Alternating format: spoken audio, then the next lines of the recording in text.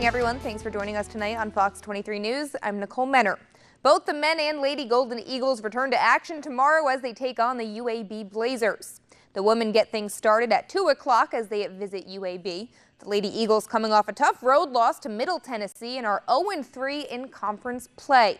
Meanwhile, the men will play host to the Blazers tomorrow at 4 o'clock right here on their home court.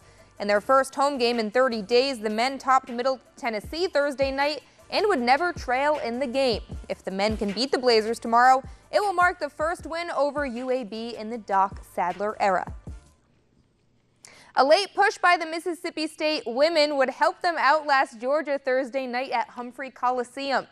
The MSU Bulldogs trailed by 3 points with 6 minutes to play, but would hold the Georgia Bulldogs without a field goal the rest of the way and outscore them 15-3.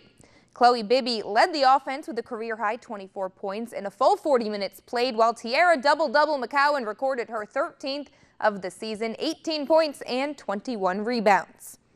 Say how proud I am of our last 5 minutes when the first, we had a stretch where we weren't very good. And boy, Georgia's really good. Just hats off to them, Joni and her staff and that team. That's a heck of a basketball team. And they came in here and didn't flinch. It wasn't our best night.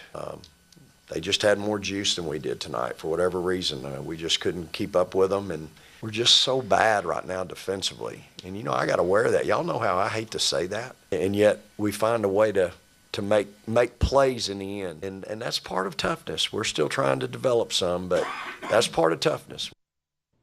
And a rivalry will be renewed tomorrow as Ole Miss and Mississippi State go head-to-head in Starkville.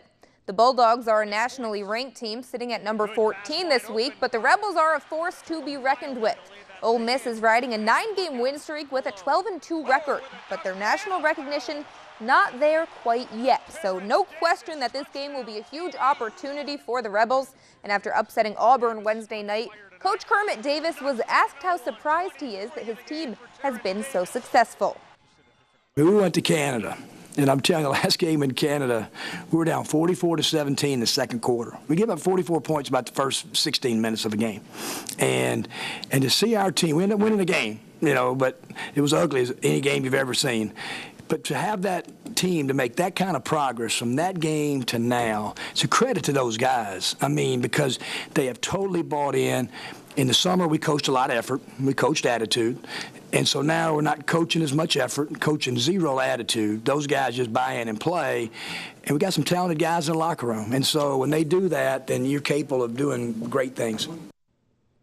And this Saturday, Clemson hosts Virginia for some AAC basketball. You can tune in to the Pine Belt's This TV WHPM channel 23.2 and Comcast channel 219. Saturday's game tips off at noon. Well, playoff time for the rested Saints is finally here. The number 1 seeded Saints take on the defending Super Bowl champion Eagles in just 2 days at the Superdome. And it was 2 very different paths to get to this point. The Saints cruised through the regular season with a 13-3 record, while the Eagles went 6-1 down the stretch to enter as the wild card. Now, historically, the Saints hold a 2-1 edge over the Eagles in the postseason, with their last matchup being in 2013. It was Nick Foles under center for the Birds then, and it will be Nick Foles again on Sunday. And while the Saints are the heavy favorites in this one, they know that the Eagles will be putting forth their best effort. I assume they'll come in as motivated as ever, just like we're going to come in as motivated as ever. So I don't think anything that happened previously has any bearing on this game.